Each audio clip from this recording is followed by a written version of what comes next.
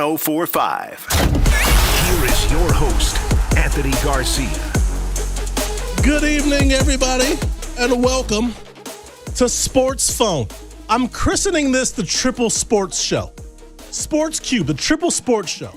It's Sportsphone, hosted by Sports Anthony on the Sports Leader. Mike Santino, Hank, Rick, I see you on the phone lines. I'm going to get to you in just a moment, but let's set the table. Let's put out some plates and some silverware and some napkins. Let's set the table before we get to the lines. The Triple Sports Show, Sports Phone. If you want to call or text, now's your chance.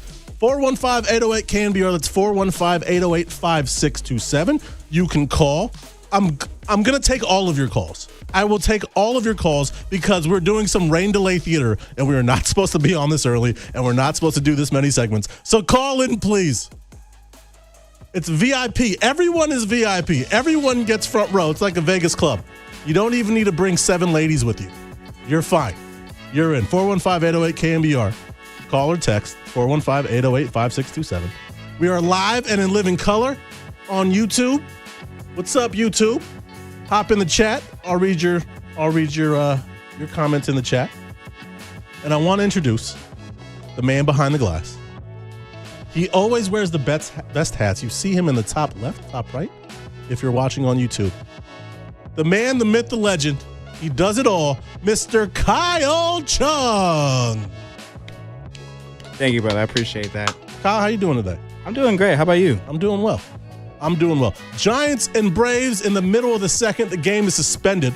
If you tuned into the Sports Leader and you were hoping to listen to Giants Braves and you're listening to me, Anthony Garcia, instead, my apologies. Game has been suspended. They got 45 minutes in. They played an inning and a half. It's 3-2 Giants in the middle of the second. They will resume the game tomorrow at 11 a.m. They'll finish this game, the game that's suspended, and then they'll play the game that was scheduled at 4:15 p.m. Let's go straight to the lines, straight to the phone lines. Mike in Nashville, Tennessee. They're listening to us worldwide, around the country, globally. Mike from Nashville, welcome to Sports Phone. How are you doing tonight? What's up? I'm doing okay. How are you doing? I'm doing very well. We're doing some rain delay theater. You know what they say about live TV and live production. If it's what you see or heard, it was what you were meant to see or hear. So we're not supposed to be going on for a while. We're supposed to be coming on after a game. But Mike, a little bit of improv, always say yes. So Mike from Nashville, what you got? What you got today, my man? I just want to say, first of all, that if we trade Jung-Hoo Lee, I'm going to cry. I'm a grown man. I will cry. I feel strange man love for that guy. He is just an incredible player. He's got this wild charisma. He's just a beautiful player. But I do want to say, with all due respect to Posey, he needs to show some real balls of steel. He needs to eat some money if necessary. Get rid of Devers and just eat the money. It's just money. We cannot fall victim to the sunk cost fallacy. The sunk cost fallacy is going to destroy this franchise, man. And look, eat the money. He's bad for morale. He sucks. He's getting paid all this money to go out there and just suck. He's got this huge ball of chaw in his mouth. He's spitting and slobbering all over the place, and he's just sucking at the plate. We got to quit it. You know, I've heard that they bring the heat in Nashville, Tennessee, and Mike, you brought it. I hear exactly what you're saying, and I think it's easy to say just eat the money when it's not your money, Mike. Very easy to say that. You know what? Jung-Hoo Lee, 2 more years left on this contract, or 4 years, but he's got to opt out after next season. So Jung-Hoo Lee, if he doesn't get traded, guaranteed to be on the Giants this season and next year. And then there's an opt-out, and then he's with the team for 28 and 29 if he decides to opt in. But the way that he's playing right now, hitting .330, top 5 in the NL in average, probably top 5 in the majors, playing a great right field. And when the Giants signed Jung-Hoo Lee, it was before the 2024 season, 2024 season, right? Because this is his 3rd year.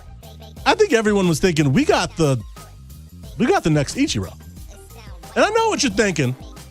It's not because they're both Asian. It's not that.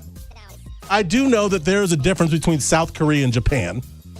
I did very well in high school geography. But he wears a number 51. He's got that funky swing. Contact hitter, puts the ball in play, plays a great outfield. Was a multiple-time Gold Glover in South Korea. Was an MVP in South Korea. Was a Rookie of the Year in South Korea. And I'm thinking we got the next Ichiro. And then gets hurt on Mother's Day in 2024. Misses the whole season. Doesn't quite produce the way that you think that he would. And sports fans are fickle. We know that. We know how fickle sports fans are, Mike, in Nashville. Because some people were saying at the beginning of the season, hey, what do we got with Jung-Hoo? Maybe it's time to trade him. And then what does he do? He finds his groove, had an 18-game hitting streak, one of the best hitters in all of Major League Baseball. I'm with you. I hope they don't trade him.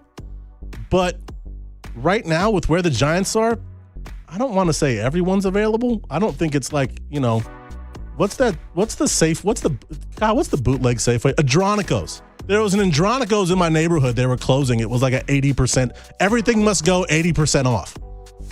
And it was like a dystopian society in there. It was like the apocalypse. Just bare shelves. I saw people fighting over cream of wheat.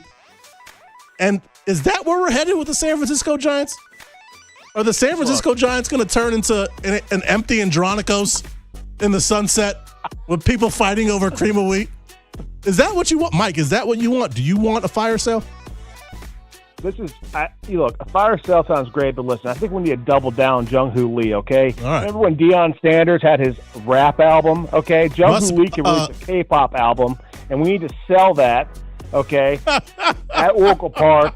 That's how we're going to make up for the money we lose on getting rid of Devers, okay? We need to go a new prime time with Jung-Hoo Lee, okay? We need to appeal to the hooligans, all right? That's all I got to say. I'm with you, Mike. Thank you for the call. Thank you for listening all the way in Nashville, Tennessee. And Mike, please, as I do not like Deion Sanders. I'm not a fan of Deion Sanders. Not as a person. I don't know him personally, just as someone who rooted for the Niners and the Giants back in the day.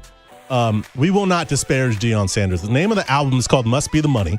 I was there in 1995. It was terrible. It was an awful rap album. And I do want to say this about Deion Sanders, because there was a weird, awkward time when he was playing for the Giants after he had left the Niners for the Cowboys. And we all booed him every time he stepped up to the plate at Candlestick. And it's one of my favorite memories ever at that stadium. Hank in the East Bay. We're coming to you. Hank, good evening. Welcome to the Triple Sports Show. How are you doing? I'm doing great, man. Good evening. Good evening to you as well, Hank. How you doing? What you got, man? Hey, so the way I see it is there's about a handful of players that the team's talking about trading. We all know the names: Lee, Webb, Devers, whatever. Adames, Chapman, Arise. Yep. Exactly. The guy that I think is a level above the rest is Arise. I've been really impressed with him, and I would like him in the middle of the order. And what I think is that I think Bryce Elder is a little overrated right now by the fan base. He only had 4 home runs. But what I think is that if we get a middle of the order with Arise and Ramos, I think that's something there's something there. Because if you look at, maybe they're not McCovey Mays, maybe not Ken Bonds, but pretty couple ticks below, but pretty close. And I think that that's something we could build on. Arise and Ramos, that 3-4. Yeah. That's something that the kids are going to like. That's going to fill the ballpark. Okay. And I just want to give a shout out to Buster Posey. I know he's had a rough couple of years, but the attendance is real good, and there's some we can work on right there. And I just think I think that we're just kind of overrating Elders a little bit, and we're missing what we got with Arise and Ramos. That's all I got. Hank, I appreciate the phone call. I think you make some great points. Not to be argumentative, because I don't want to argue with anyone, but I will play the devil's advocate, if you will. I will take the flip side of this coin, and that is we see this all the time in professional sports organizations, mostly basketball and baseball specifically. If you've got a guy who is about to be a free agent, he's going to be a free agent, he's going to test the waters, and you're probably not going to sign him anyway. franchises are going to want to get something out of that. They're not just going to let a player with the talent of a Luis Ariz, and we've seen how good he's been this year. He's been, I would say, one of, if not the best Giants offensive player this season. Top 5 in average. He's got a fun name, La Regadera. He's improved his defensive play so much that he's one of the best defensive second basemen in the majors when that was not his calling card. The knock against Ariz is that he doesn't hit home runs, he's slow, and he doesn't play good defense. And all Ariz has done this year is play great defense. I believe he leads the league. Leads the team in steals, because as ball players will tell you, base running and stealing bases, it's not just about being fast. It's about being smart, picking your spots. Hitting triples, and he's fun. And I understand that Giants fans want him to stick around. But if you're going to build for the future, and because the present right now, not very good. The Giants well under 500, very far back in both the division and the wild card. You need to get something for him. And the Giants also have a lot of mouths to feed. You got Casey Schmidt right now, who's playing left field. And Elliot Ramos is going to come back soon. I saw him sprinting last homestand. He's got a right quad strain. He was sprinting. He looked good. He's probably coming back soon. So then where do you put Schmidt when Ramos comes back? You got Devers at first. You got Adames at short. You got Chapman at third. Eldridge can play first too. They may have to move Ariz just because they have too many mouths to feed. And so I don't want to see Ariz go either. He's been one of the few bright spots for the Giants this season. He's just so fun to watch. You just watch him in the box. But if the Giants want to look ahead to the future, moving Ariz may be a move that, as much as we don't like it, makes a lot of sense. I'm going to go to one more call before I go to break. Rick in Pacifica, Fogtown, USA. It's not Peertown, USA, because there's a crack in that mud. Rick in Pacifica, how you doing? Welcome to Sports Phone. Oh, I'm doing dandy. Thanks for taking my call. Always, Rick. Always. So, I love that Hank's call was great. And listen to Larry's comments prior to you getting on the air. I have to say, sometimes I hear these absolutes, these statements that make you think, well, oh God, yeah, I guess we can't trade Devers or Chapman or maybe, Adames. Listen, put my general manager's hat on for a second. Okay, yeah, put it on. Put on that cap. It's on, and it fits a little snug, but I'm going to say this right now. I hope it's a snapback and not a fitted, Rick. I don't have money for that. And by the way, as Larry put it, the Giants fans are sophisticated. Horse crap. Just tell you straight up, I was a Giants season ticket holder for 20 years, and I was in the trades, and I'm not that sophisticated, but I tell you what, I got an eye for the game. Yeah. And I pay attention to the details. Here's what I say about it. This is what I would do. First of all, Larry brought up a very good point. Stadium's paid off. Yeah. The Johnson family is swimming in money. I don't think that their best interests are with the team. I think it's just making money. So that in itself is a whole nother discussion. That may not change in the near future. Rick, may I cut you off for just a second? I would like to retort. Because you said something that you think that Johnson's, the ownership, is interested in making money and maybe not necessarily winning. I don't know if that's true. Because, excuse me, I don't know if you go all in for Rafael Devers on Father's Day last year. It was the 1-year anniversary of that Devers trade a year ago yesterday.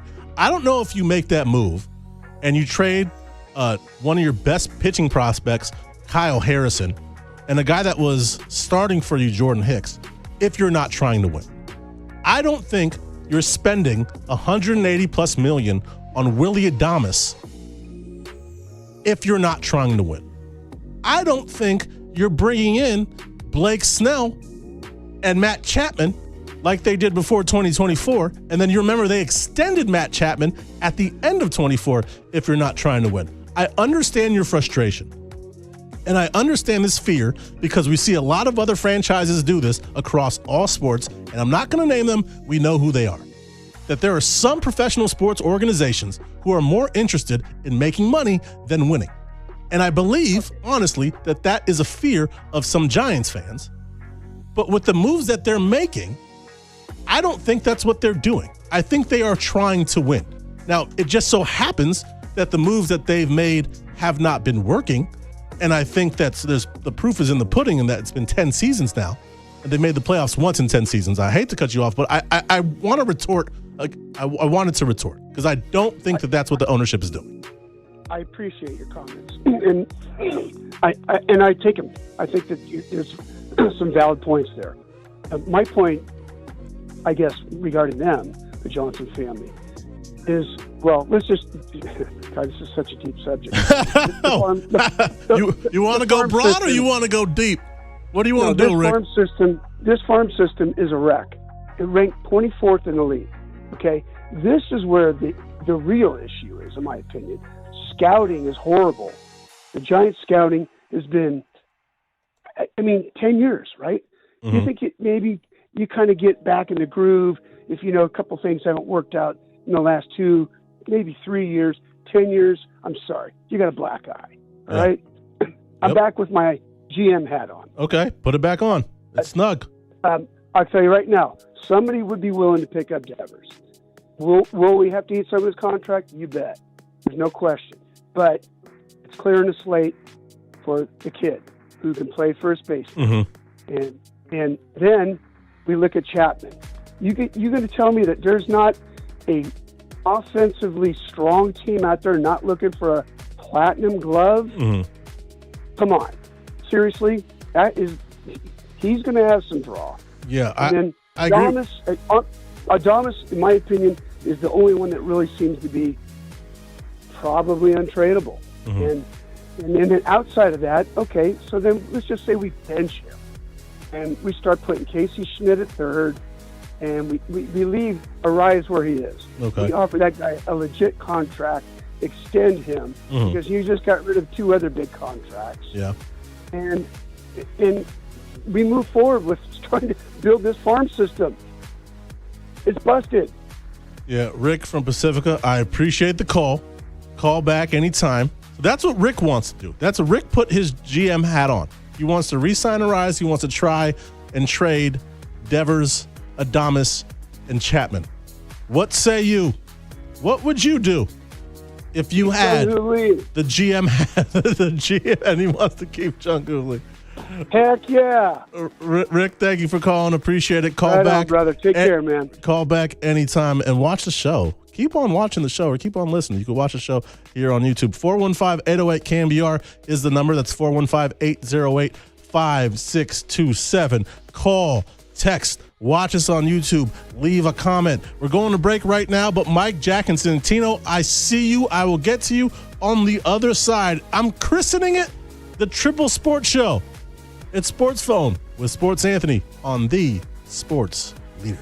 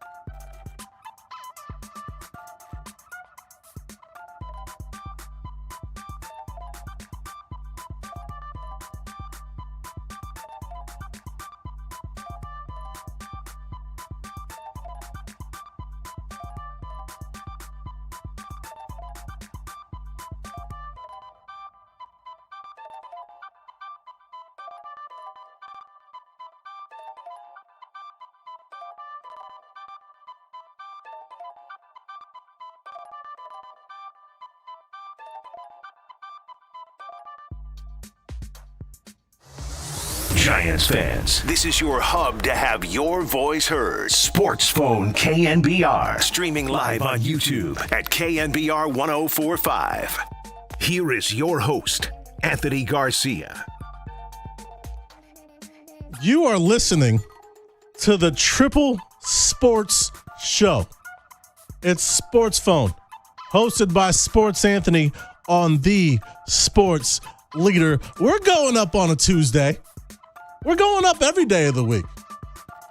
It's Tuesday by I Love McConan. I Love Mackinnon. I never got his name right. I Love McConan came out as gay after this song came out. So he didn't have our girl up in the club being choosy. Spoiler alert, he had us in the club and we were choosy. Happy Pride Month. Happy Pride Month. And we may get to that later on in the show if we're still on the air. Triple Sports Show, 415-808-KNBR. That's 415-808-5627. Feel free to call or text. We are also live and in living color on YouTube. Please join the chat. Here's what they're saying on the chat right now. D-Shot says that no one should be safe except Eldridge from a possible fire sale. And I do feel like Eldridge is untouchable. Report coming out. Let's get everyone up to speed. A report from ESPN reporter Buster Olney yesterday that the Giants are listening to offers. I don't know how exactly he phrased it, but the Giants are essentially listening to offers on their 3 big money contracts: Rafael Devers, Willie Adames, and Matt Chapman, as well as Luis Ariz and Robbie Ray, who are free agents at the end of this season. So D-Shot says no one is safe except Eldridge.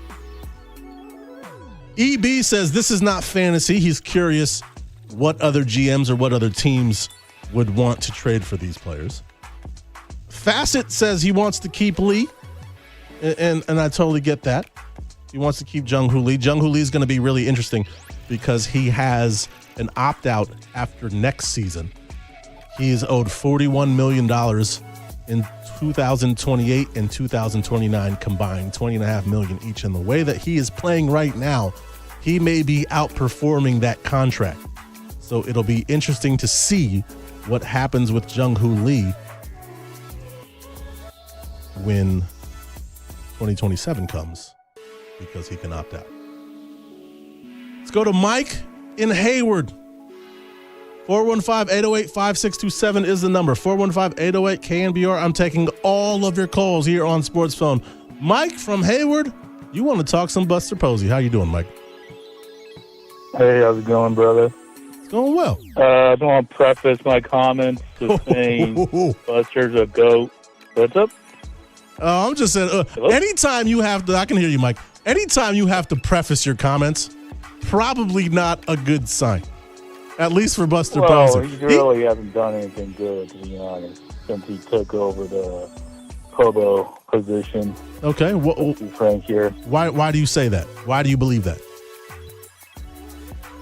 Well, first of all, Buster Posey's a GOAT, greatest Giants catcher, 3 World Series, first ballot Hall of Famer. I feel like there's a big butt coming, Mike. Michael Jordan. He is literally the Michael Jordan of GMs.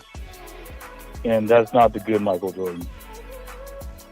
He is the epitome of buying high, selling low on all his moves. What has he done that even if there is a fire sale, that he can pull the Giants out of this mess? I'm just tired of him getting a free pass. You know, it's funny you mentioned that, Mike, because I was curious when this happened. I was curious before Buster took the job because there were rumors and innuendo. There was scuttlebutt that Buster could take over as president of baseball operations from Farhan. And I thought to myself, that seems a little far-fetched because Buster is a part of the ownership group. And me, I'm somewhat of a worrywart, so to speak. I thought, well, what if this goes south? Like, Buster's not going to fire himself, right? The ownership isn't going to fire Buster. I mean, he's part owner. So I would imagine there'd be a moment if it got bad, he would step down and still obviously be an owner. But he took over the job and immediately made some splashy moves. There was the report that at the end of 2024, he was the one that helped get the Chapman extension, brought in Willie Adames in 2025 before the season started.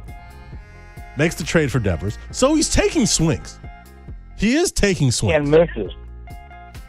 All the misses. You're in a year and a half, it's been what, 230 games? 1 year and 70 games so far this season? In 230 games, in a year and a half, you're ready to say that Buster's a failure. Already. You would think he made one good move. And I don't even count the Arise move because he kind of just fell into that one. That's not fair. That's not fair, Mike from Hayward. You're qualifying it. He brought in Arise, who's been the best player on the team, and you're saying it doesn't count. Why doesn't it count? Which is one player. Okay. Which is one good move out of a sea of absolute catastrophes. Okay. Can you not admit that? Catastrophe, I think, is a very strong word. I don't know if catastrophe. I don't know if it's catastrophic. It sounds like the stadium hasn't sunk into the Bay Area. The stadium's still standing. All right, Mike, I'm gonna put it on you. Let's say in this hypothetical scenario, Buster Posey says, "Mike from Hayward, I'm gonna bring you into the office."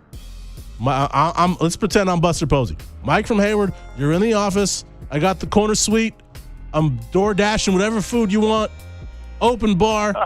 Mike from Hayward, what should I do? You get one thing. I am your San Francisco Giants genie. What's the one thing from Mike from Hayward you want me to do? You're not going to like it. And I think everyone else kind of nailed it. Sell everything that's not nailed down and just do what the Houston. I'm from Texas. Okay. Do what the Houston Astros did for just pretty much stink it up for a decade. And then they had a good 5 years of, and I think, 2 World Series? Yeah, they won 2 World Series titles, and I think they got to at least 2 more. You have to do it. Just bite the bullet. 5 to 10 years of absolute sucking to get back to the promised land. If you think about it, it's been 10 years since we were last competitive. Yeah. Well, about 14 years, they could have already done it. But they've never pulled a Band-Aid, which is why I don't think Buster is the guy to turn this ship around. It's going to be a long turnaround. Mike from Hayward, thank you for the call. I appreciate it. He wants to tear it down to the studs. He said, get rid of everything that's not nailed down. I'm assuming that he means Bryce Eldridge. I think Bryce Eldridge is nailed down. I just want to say, I don't know how fun a rebuild would be. I don't think that would be very fun. And we've talked about the report, Buster only reporting yesterday, the Giants are interested or listening in on offers on Devers, Adames, and Chapman. I don't know what they're going to get. So how do you rebuild something when you still have 3 big contracts? There is a possibility that even though they're listening to offers, there is a possibility that those offers don't come. I told you, the Triple Sports Show, Sportsphone, hosted by Sports Anthony on the Sports Leader. We are around the country. We are nationally known. Jack is in Albuquerque, New Mexico. Jack from Albuquerque, New Mexico. What do you got? Welcome to the Triple Sports Show. Hey, not too much, unfortunately, but oh no. I think what you should do is you should extend Arise, obviously, because he's hitting 330. Yeah, he hasn't gone deep yet this year, but he's playing out of his mind. But what do you do with Schmidt when Ramos comes back? That is an excellent question, Jack, and I was going to get to that later in the show. But you read my mind. I don't know if you hacked into my laptop, but that is an excellent question.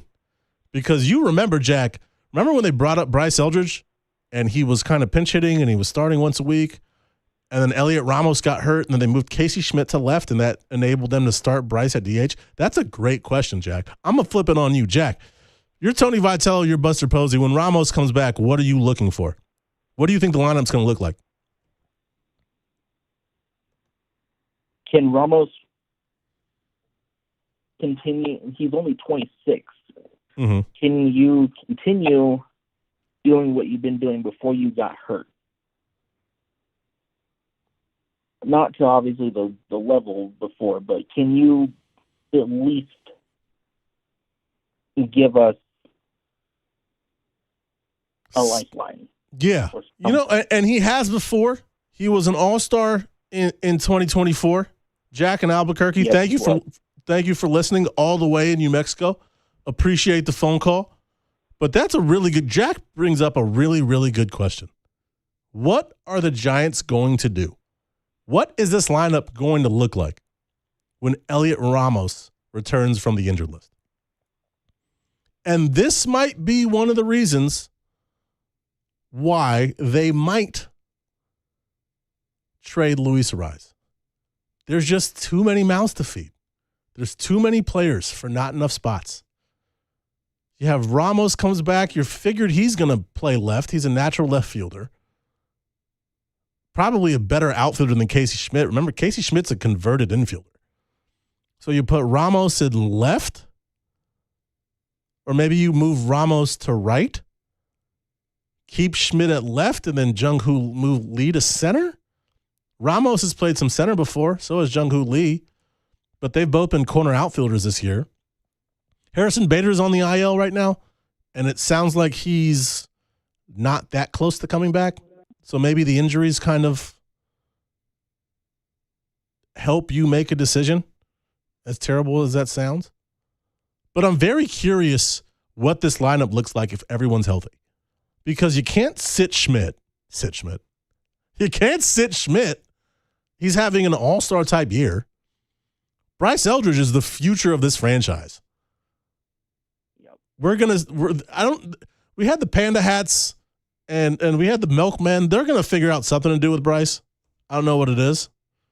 But we're going to see Bryce Eldridge hopefully here in the Bay Area until the late 2030s. But I'm very curious. Jack, you bring up a really great point. I have no idea. What the Giants are going to do. I'm going to get one more call in. Santino, Gavin, Rich, Bob, I see all of you. I'm going to get one more call in before I go to break. We're going back to Fog City. Santino in Pacifica. I have a cousin named Santino. Is this my cousin? Did my cousin call in? Santino in Pacifica. You're on the Triple Sports Show. Hey, how's it going? It's going really well. Can you confirm not my cousin? Santino, you're not my cousin, are you? No. Okay.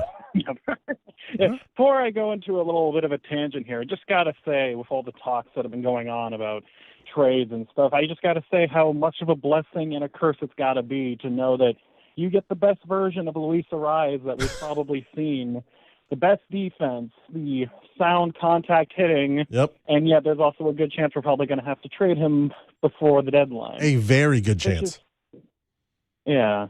And we've been talking a lot about all the trades, it's pretty much to a point of exhaustion almost. Devers, Chapman, Lee, Adames, moving off all these contracts. And I definitely agree that we definitely should at least try to get off one of them. And especially when it comes to, speaking for, say, something like Devers. I know the contract is big and you definitely have people who are questioning that trade a year later, but I'm definitely of the people in the camp that I would have still made the trade even knowing what we know now, because how many opportunities do you get to get a premier bat, a very, very special hitter, and not really theoretically give up that much, even if we knew what Kyle Harrison was going to be, and who knows what James Tibbs could turn out to be. But the other thing I wanted to talk about was the whole idea of a rebuild, and I know that there are people who are having mixed feelings. They don't want to see one, and there are others that want to see one. And I'm of the opinion that I would love to see a rebuild. And obviously it's a scary thought, and definitely would mean many years where you're not going to have a lot of winning baseball. You're not going to have a lot of excitement. But I also feel like that's been an organizational philosophy that's just been neglected. I remember in a few calls earlier, someone had mentioned, how the farm system has been bad. And I agree with that.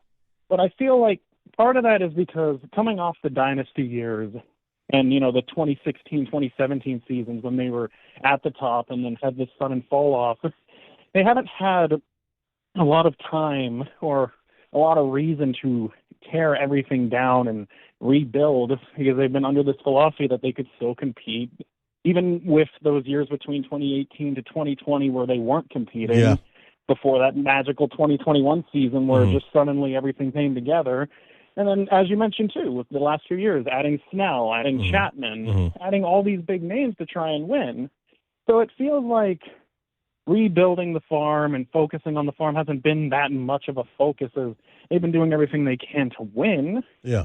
But I'm now at the position where I would love to see a rebuild because keep in mind the last time we saw one was 20 years ago, and look how that turned out. That gave us some of the most well-known names in the organization today, like Lightning in a Bottle, Lincecum, Bumgarner, Kane, Posey, Crawford, Feld.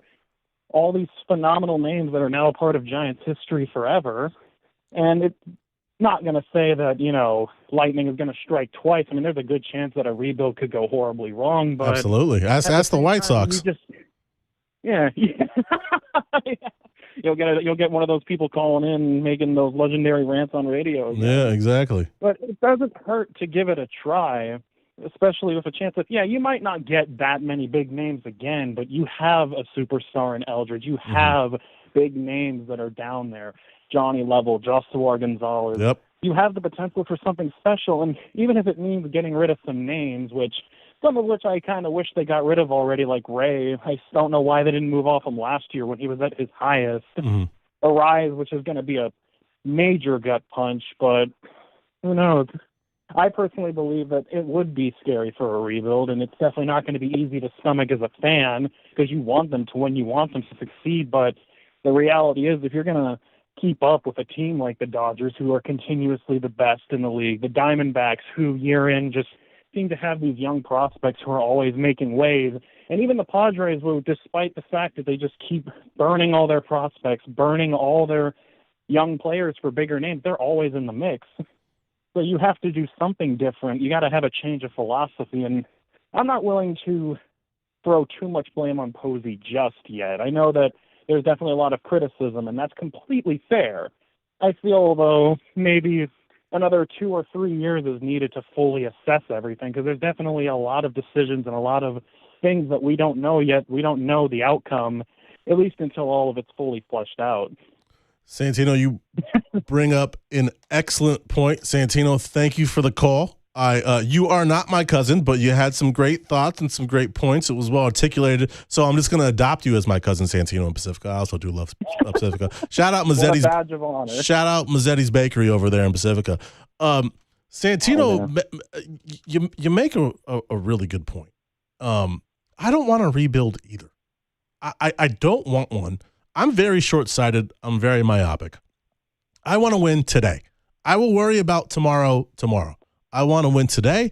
I want to win this season. But the Giants may be at a point where they may be the goal, and I'm sure they're not going to say this, but maybe the philosophy is they're more concerned with developing players and stashing assets. I don't want to say them winning games, but maybe the priority is developing players.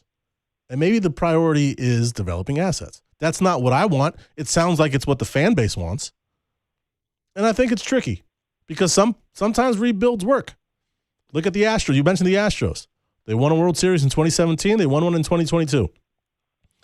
But what's that line in Moneyball?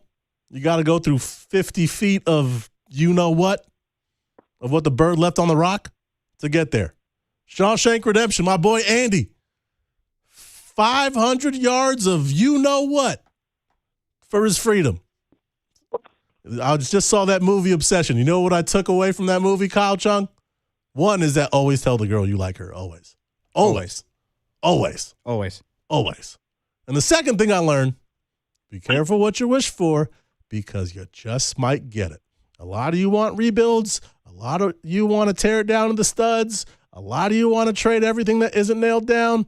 A lot of you saying trade everyone but Bryce. No one is safe except Bryce. Be careful what you wish for because you just might get it. I have no interest in seeing the San Francisco Giants turn into the early 2010, mid 2010 at Houston Astros, losing 100 games 2, 3, 4 seasons in a row. That's not what I want to see. I don't want to see the Oakland A's losing 107 games or however many games they lost a couple years ago. Chicago White Sox set the record for most losses in a season. That's not what I'm trying to see. But difference of opinion. I get it. And unfortunately, we're at that point with the San Francisco Giants. And unfortunately, we're at that point where we got to take a break. Gavin, Rich, Bob, Alex, Jeter, I see all of you. I'm going to get to all of your calls. 415-808-KNBR is the number. Call or text. Watch us on YouTube. It's Sports Anthony hosting Sports Phone on the Sports Leader.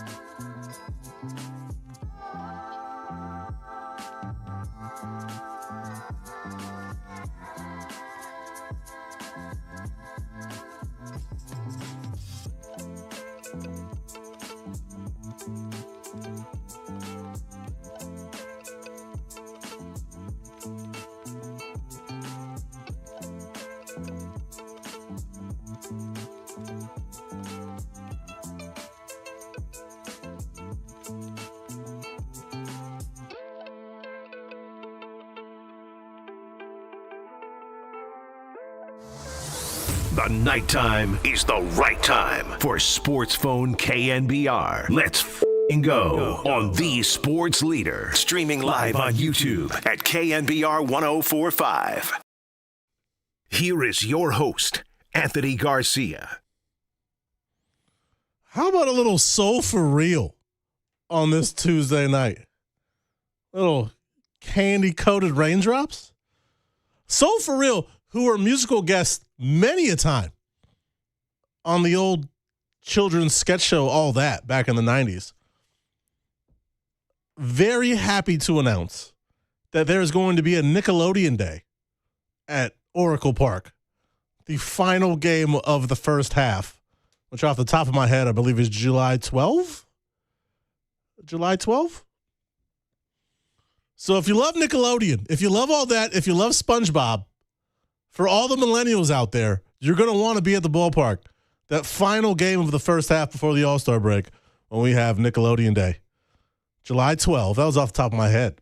There is a 100% chance that I'm probably going to get slimed that day. So if you ever want to see me get slimed, if you ever want to see anyone get slimed in person, July 12th is your shot.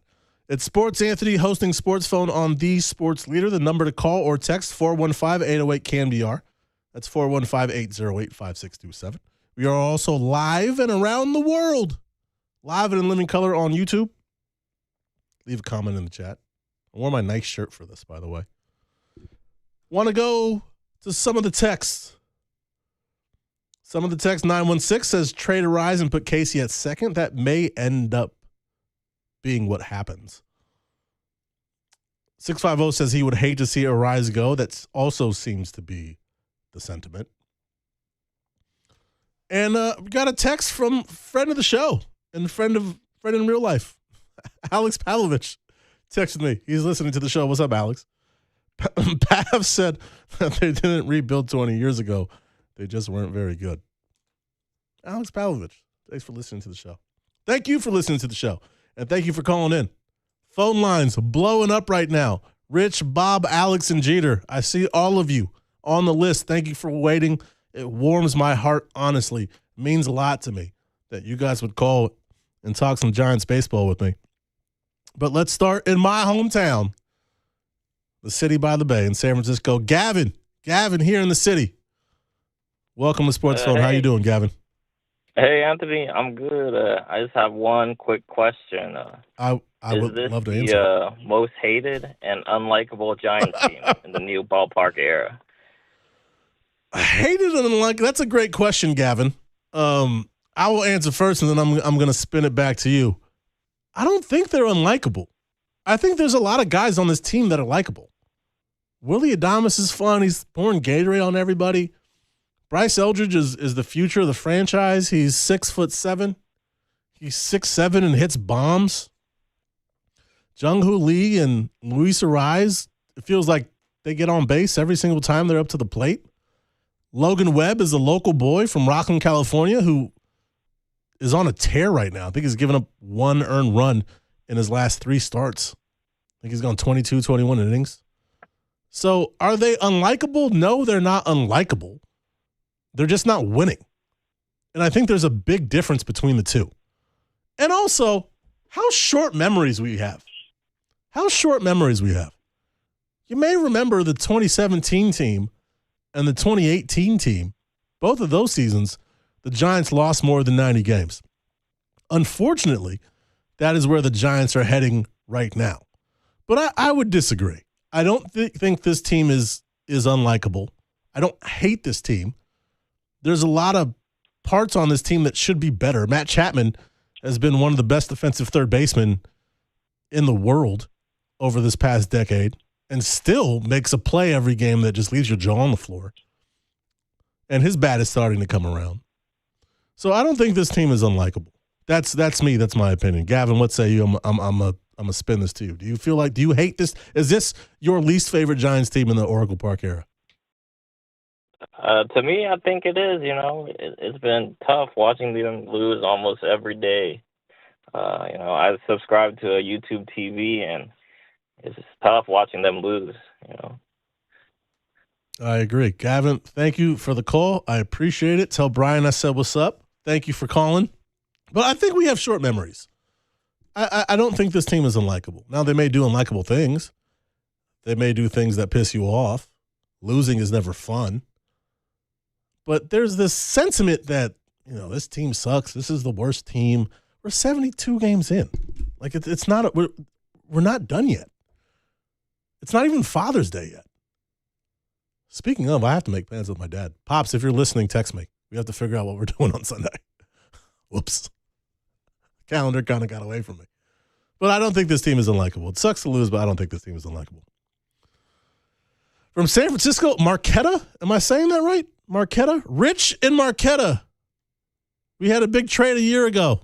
One of the guys that got traded was left-hander Kyle Harrison. Rich, you want to talk some Kyle Harrison? What you got, Rich? Welcome to Sportsphone. Wow, you got my last name, Marquetta. Yeah, it's Sicilian. How you doing? I'm doing okay. Oh, Marquetta's your last name. It's not where you're calling from. I'm calling from Saugus, California, and I'm surrounded by hostile LA Dodger fans. Oh, boo. So I know. Isn't that incredible that you should throw something at them? Dodgers fans are the absolute worst. Yeah, I'll tell you what I throw at them is a white light. San Francisco, you guys are awesome. Yeah, I was just curious. Yeah. How do you feel about Kyle Harrison coming back to the Bay Area? I mean, he went to AAA in Boston after the Rafi Devers trade. Mm-hmm. I would love to keep Rafi Devers and bring Kyle back. Wouldn't that be wonderful? I don't know what it would take to get him from Milwaukee, but I just want to get your feeling about that. Wouldn't that be kind of a wonderful thing if Buster Posey wants to go back to a youth movement? And I kind of agree with that in some ways. I want to get your pick on that and see what you think. Absolutely. I'll see what you think. I just got a text from 801. The game has been suspended. Someone is asking if the game has officially been postponed or canceled. I do want to answer that. The game has been suspended. Ooh. Giants lead 3-2. It will resume tomorrow at 11 a.m. Pacific. It'll resume in the bottom of the second in Atlanta, and then they'll get that game in, and they'll get the second game in as scheduled at 4:15 p.m. I appreciate, Rich, that you want Kyle Harrison back. But I think there is a better chance of pigs flying out of you-know-where than Kyle Harrison coming back to the Giants. Kyle Harrison is having an excellent season in Milwaukee. 8-1 with I have it written down. 8-1 with a 2.47 ERA. He's got a 1.10 WHIP. Over a 4-to-1 strikeout to walk ratio. And the book on Harrison was that he was wild, had a hard time throwing strikes. We saw that here in San Francisco. Only 18 walks in 65 innings. He's got a 2.3 WAR. In his first three seasons combined, he had a 1.3 WAR. So he's got over one whole WAR in one season than he did in his first 3 seasons combined. Milwaukee's not letting him go. Kyle Harrison is an all-star, or should be, has turned himself into an all-star, and could be on a lot of Cy Young ballots this offseason. But Milwaukee would be crazy to trade Kyle Harrison anywhere, let alone back here to San Francisco. So, Rich, as much as I would love to have Kyle Harrison back, local boy, he went to De La Salle, he's staying in Milwaukee. And you know whose fault it is, really? It's the Boston Red Sox. The Red Sox are going to make the Giants look really bad because they traded Kyle Harrison to Milwaukee, and they traded James Tibbs III to the Dodgers, and all James Tibbs is doing is hitting 19 home runs in 66 games in AAA. He's got an OPS over 1,000. Rich, that's very, very good. It is very, very good to have an OPS over 1,000. So thanks a lot, Boston. Not a big fan of the Boston Red Sox. They basically gave Mookie Betts to the Dodgers for free. So that's strike one. And then they trade Kyle Harrison to Milwaukee. Kyle Harrison found something in Wisconsin, aside from cheese curds and Miller beer, and has turned into a legitimate all-star, which good for Kyle. I'm excited for Kyle. I'm happy. But whatever was happening here in San Francisco wasn't working, clearly. And you can argue that the Giants may have sold a little too early, but I think you got to make that trade for Rafael Devers when you can. So, Rich, thank you for the call. Yeah, Go ahead. Yeah, no, thank you, brother. I appreciate it. Rich, call back. I'm sorry that you are surrounded by all of those Dodgers fans. Yeah, me too. I appreciate that. Don't worry, I got my female Doberman pitcher. Oh, there you go. Every night. Well, hopefully she can pinch some Dodgers fans. And there you go. And Rich, there you go, remind all them right. that their 2020 Mickey Mouse World Series championship doesn't count, because it doesn't. There you go. We are not. Thank you. We are not counting that. Slack Rabbit Tim on the YouTube chat saying, where did Wilmer Flores go? Wilmer Flores is playing for a team in Mexico. I believe he's playing for a team in Tijuana. EB here says in 2023, the Devers had 33 homers, 100 RBI. That's what the Giants thought they were getting. And there's also some talk about the World Cup going on in the chat. Argentina. That game just went final in Kansas City. Argentina defeating Algeria 3-0. It's nil in soccer, by the way. 3-0. Lionel Messi, you may have heard of him, one of the best footballers of all time. He had a hat trick. No big deal. Lionel Messi, reminding everyone how great he is. I'm Latino, and we don't like Argentina. The Latin country's not a big fan of Argentina. Not a big fan of the soccer team. They're the LA Dodgers of the Latin American football world. Bob in Saratoga, thank you for waiting. You've waited over half an hour. Bob, I cannot tell you how much I appreciate you waiting, and I would like to welcome you to the Triple Sports Show. Thank you so much. Well, I've called it, I think, more than anybody to KNBR, and I know Bill Lasky well because I went to fantasy camp for 15 years between ages 60 and 75, played 2 games every day. Oh, wow. And had all the top 30 Giants as coaches, including Bobby Bonds and Willie Mays, et cetera, et cetera. So I want to bring up 2 things. Nobody brings up the fact that Fargon destroyed our farm system, and that was one of the reasons that we won the World Series so many times. So it's going to take a while to rebuild it.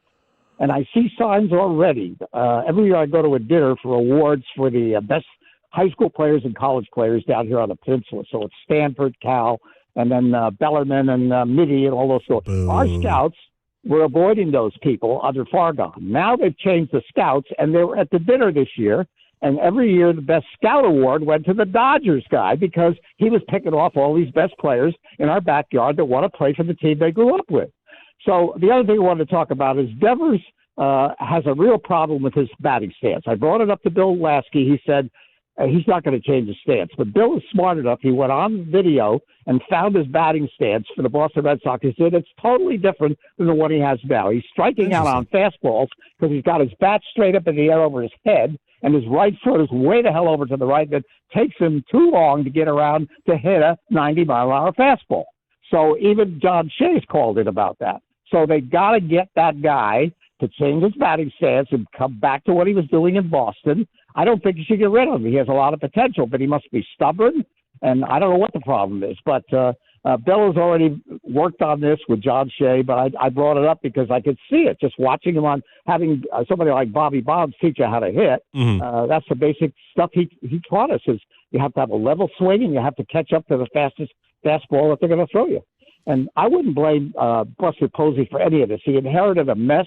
I called it over 100 times for the 4 years that Fargon was here, and just asked, please get rid of him because he's the cause of the problem.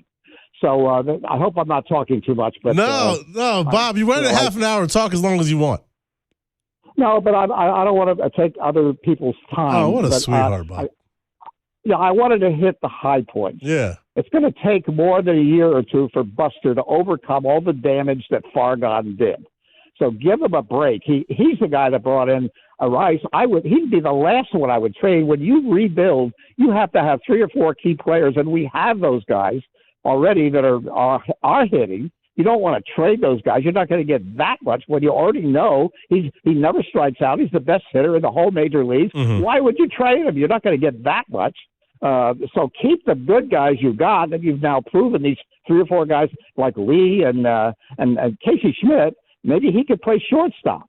And then I think the guy that keeps throwing Cooley on everybody, I think he's immature. He'd be the one guy, if he gets something, I would trade him, because we have to have a good shortstop. There's a couple of really good young guys coming up through the minors, but I don't think they're ready yet. But if Casey could play shortstop, if he can play third, I know it's different, but he might be able to play shortstop. Give him a couple games, see how he does. Yeah, Willie. That's it. Thank you. Thank you, Bob, for the call. That was a wonderful call, Bob in Saratoga. Thank you. I'm sorry we had you waiting for so long. We had a lot of calls right now. 415-808-KNBR is the number. Please call in or text. You can text as well. But interesting to see that Bob is still a Posey truther. He doesn't think it's all on Posey. Far gone. He called him far gone. He also mentioned Luis Ariz. The question that Bob asked is that why would you trade Ariz? Why would you trade Ariz? He's the best player. Because he's an expiring contract. Because Luis Ariz is going to be a free agent at the end of this season. And if Ariz were to walk, it'd be interesting to see if the Giants, let's say Ariz makes it through the end of the year as a member of the Orange and Black. How much is that contract? How much are they going to offer him? And how many years? He's 29 years old. They're already locked into 3 very, very big contracts in Matt Chapman, Willie Adames, and Rafael Devers. Bryce Eldridge is going to be under team control for a couple of years now. But at some point, you're going to have to pay Bryce Eldridge as well. So it's a matter of money. It's a matter of years with Luis Ariz. And also, it's the guys coming up behind him. There's not enough spots right now. The Giants have too many players. Casey Schmidt, who is not a left fielder, is playing left field. Casey Schmidt's an infielder. You got him out there because you need to put him somewhere. I don't want to trade Luis Ariz either. I would love for him to be a member of the San Francisco Giants. But it becomes a kind of shuffling thing. If the Giants trade Luis Ariz, that opens up a spot at second base for Casey Schmidt. And caller a couple calls ago, Santino and Pacifica, mentioned Johnny Level and Joshua Gonzalez. They're both middle infielders. So not only do you have Casey Schmidt, a guy who can play second base right now, you've got guys in the minors, some of your best prospects, who can also play second base. It's going to be very interesting. It is going to be very interesting to see what the Giants are going to do. Alex, I see you. You are the first thing we're going to do in the very next block. Giants and Braves, their game was suspended. It's 3-2 Giants in the bottom of the second. That game will resume tomorrow morning at 11 a.m. They'll finish that game, and then they'll play the scheduled Wednesday game at 4:15 a.m. Call in now. Now's your chance. A lot of people venting, a lot of people playing GM. Whose fault is it? Who are you trading? What do you want back? We're talking about all of it. It's Anthony Garcia, a.k.a. Sports Anthony, on the Sports Leader.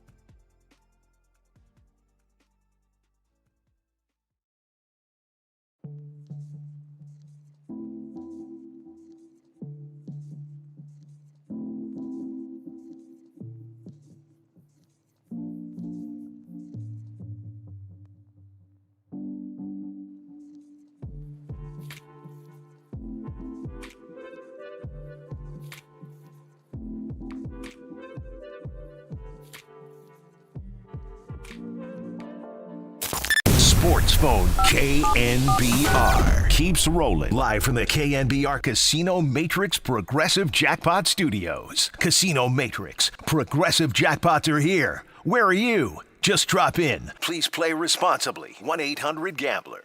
Here is your host, Anthony Garcia.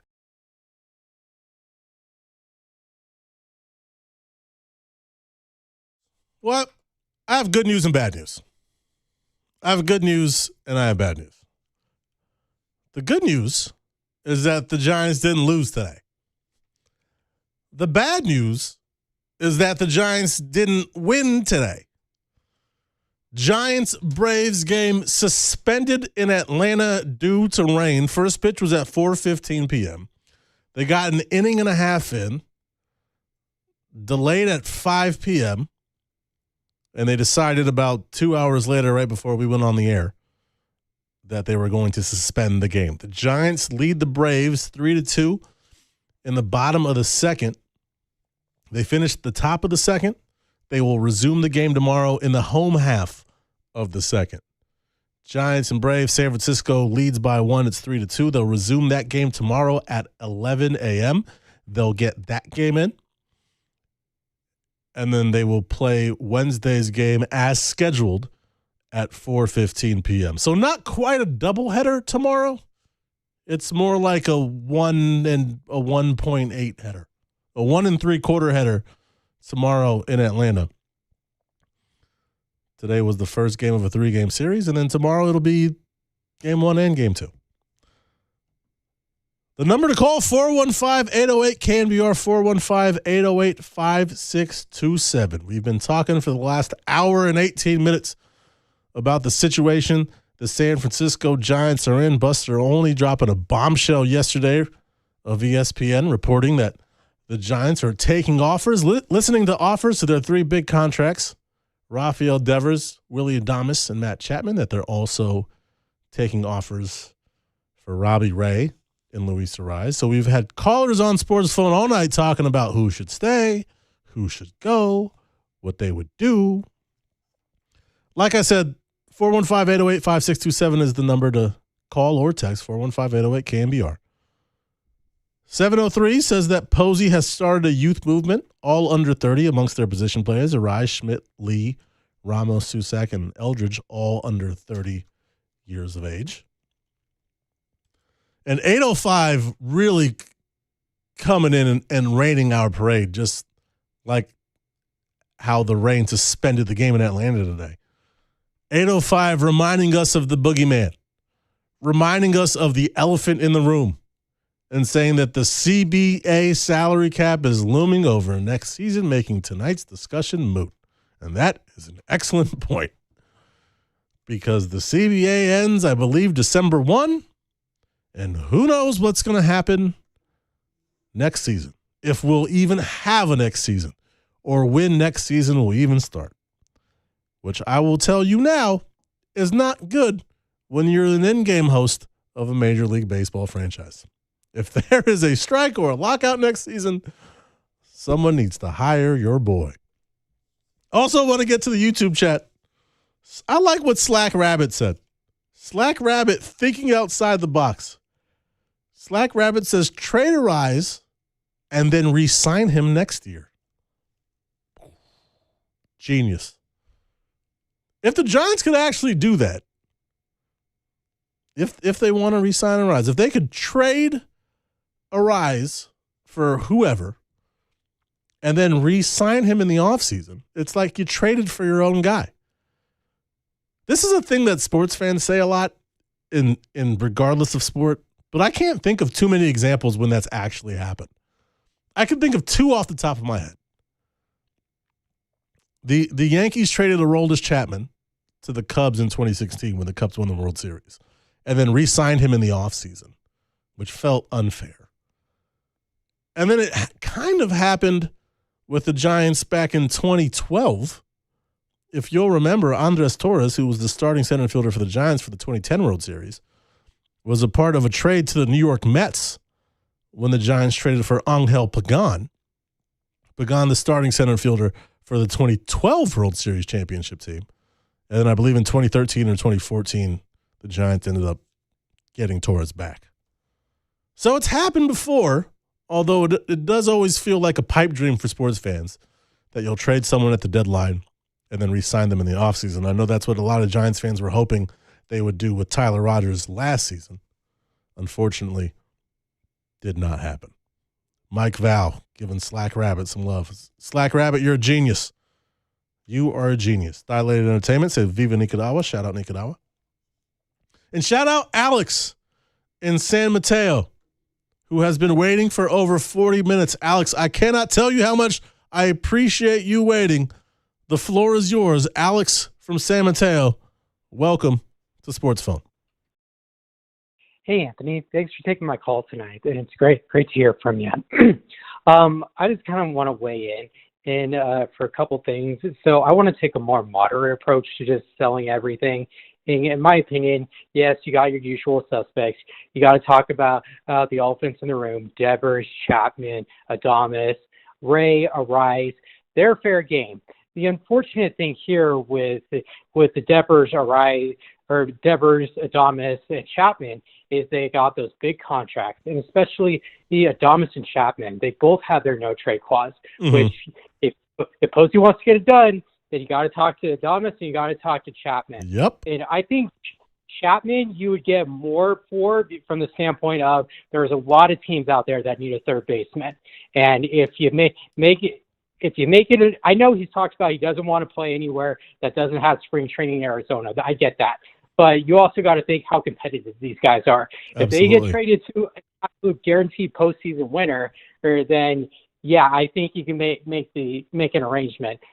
My issue with the Giants over the past couple years is they don't really necessarily play like they want to develop players.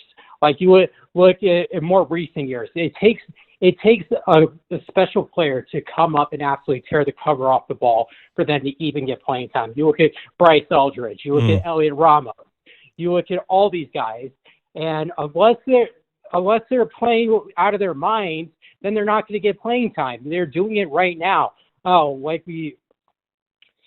You just take instead you just have all these veterans who you know who they are, and it's just not going to go anywhere. Because we'll be just being honest, we're not going to win the World Series this year. Let's get that out of the way. It's not happening. Well, not with that attitude, Alex. Not with that attitude, we're not going to win the World Series. Probably not. But veterans are necessary. But it's just where the Giants are at right now. It's just not. It's just not making sense. So, I mean, you even take a look at your Michael Confortos or your Mike Yastrzemskis.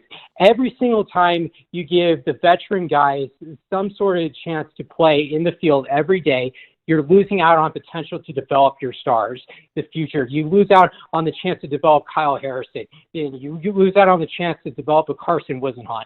And you look at it right now, we have Adrian Hauser and Tyler Mahle. Mm-hmm. Those are two of the most. I love Posey. I'm not going to take him to task on it. He's still coming into his own. It is what it is. But when I look at Adrian Hauser and Tyler Mahle, those are some of the most frustrating signings that I've seen in very recent years. I mean, Hauser tonight, he went 1 inning and he gave up two earned runs already, and he has not gotten through 4 innings over the past, or he hasn't gone to 5 innings over the past, 4 or 5 starts. That's absolutely ridiculous. I'm sorry to say it, but we can't take that, especially when you have a Carson Wisenhunt, who I would be much more excited to see about develop. If he gives up 4 runs a game, hey, let him. He's a kid. He's gonna get better. With Adrian Hauser, he's being paid millions of dollars, and this is where we're at. It's not creating a winning mentality, and that's kind of the direction that I take. So, if anything, I would love to see if we could get just like a mini turnaround, do what the St. Louis Cardinals did. They traded some of their assets, most of them, but now they're talking about being in the postseason, and that's actually pretty exciting. Mm-hmm. But it's all done through giving these younger guys a chance to play. Well, it seems like that's what they're doing now, right? I mean, they brought up Bryce Eldridge, who was, as you mentioned, hitting the cover off the ball. And you do make a great point, Alex. In the Mahle and Hauser signings, And it makes sense that a lot of Giants fans have kind of grouped them together. Because when 2025 ended, it seemed like the Giants had 3 for sure starters in Webb, Ray, and our boy Landon Root. And they were 2 starters missing, but they had to fill that somewhere. And Carson Wisenhunt was in the mix. You'll remember Hayden Birdsong had to have Tommy John surgery. I think maybe he was part of their plans. Carson Wisenhunt, by the way, the PCL Player of the Month, Pitcher of the Month in the month of May. And if the Giants get to a point where they are going to trade some guys and the focus of 2026 turns to developing players, I would not be surprised if Carson Wisenhunt is up here sooner rather than later. But it appears it's almost an organizational philosophy, Alex. And you'll notice that the Giants don't really spend a lot of money on pitchers. They don't break the bank for pitchers. And I think they got scared off a little bit. And this is just me speculating. I don't know this. It seems like they got scared off a little bit with those Johnny Cueto, Jeff Samardzija deals. And if you want to go back even further, Barry Zito. Because the Giants do not spend money on starting pitching, and they haven't in a very long time. They had 2 holes to fill in their starting rotation coming into 2026. And they filled them by signing in free agency 2 starters, Tyler Mahle and Adrian Hauser. Hauser's numbers don't really, let's just say they're not all-stars, right? They're not all-stars. Tyler Mahle has been injured parts of the last 3 years. And when he's healthy, he's been good. But he has missed parts of each of the last 3 seasons. 2 of the last 3 seasons significantly has missed a lot of time with injuries. And that's just not what the Giants do. And so I understand that if you look at the triplets, the 3 World Series the Giants won in 2010, 2012, and 2014, it was starting pitching and defense. It was pitching and defense. And the Giants seem like they have, I don't want to say scared off, but it doesn't seem like it's their MO anymore. It doesn't seem like it's their modus operandi anymore to go out and to give a starting pitcher a lot of money. Meanwhile, they haven't really developed a lot of starters either. I mean, Logan Webb, I think, is one of the best starting pitchers in all of baseball. Landon Root came up through their minor league system. Robbie Ray was a free agent. They didn't break the bank on him. They spent a lot of money on Blake Snell and then let him walk in free agency. Kevin Gausman, who had some really great years here in San Francisco in 2019, 2020, and 2021. Gausman, you'll remember, in that 107-win season in 2021 was an all-star. Mm-hmm. And then his contract came up, and the Giants didn't spend money on him either. And now you look on the flip side and look at what the Giants have done on the other side of the ball. Spent money on Chapman, extended him. Spent money on Adames, traded for a big contract in Rafael Devers.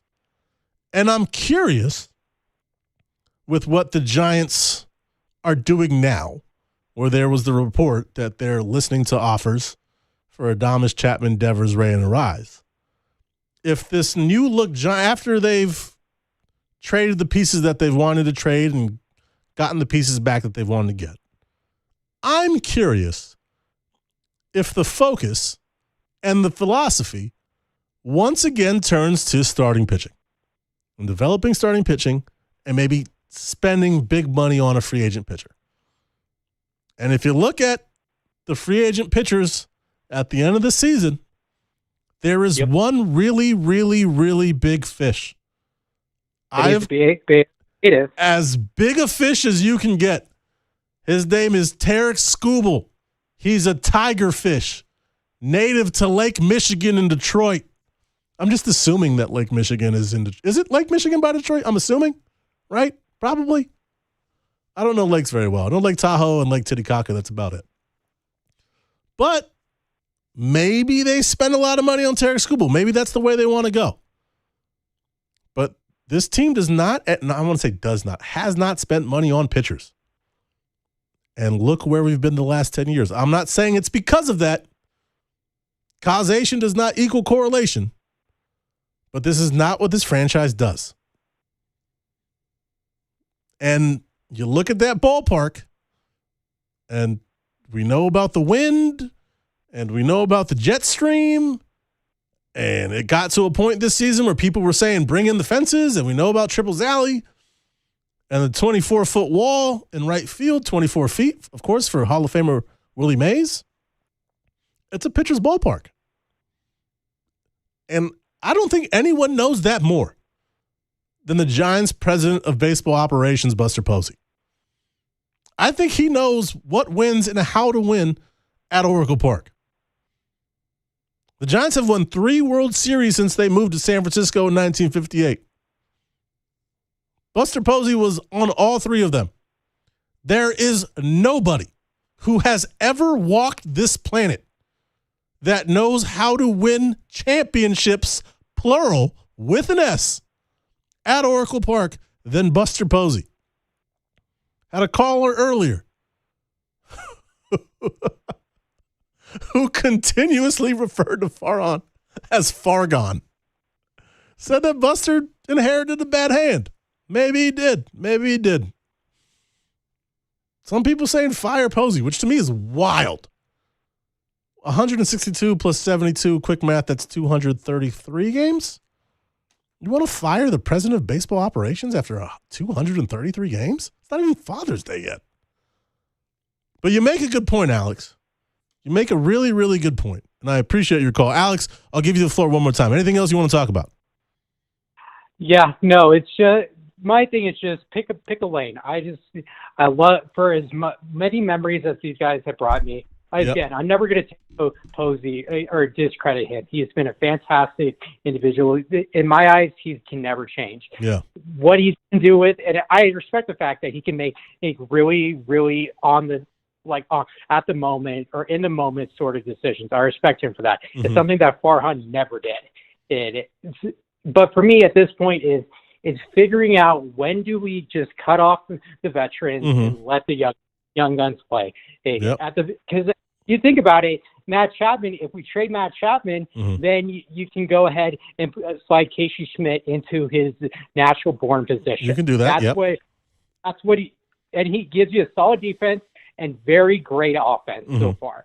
So there's that. But my biggest issue is when we call a prospect and just let him ride on the bench. Look at Victor Vericoto, Jonah Cox, any one of these recent guys. It's just that needs to stop.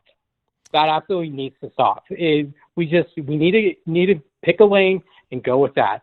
As far as I'm concerned, we can do a moderate sell-off depending on who.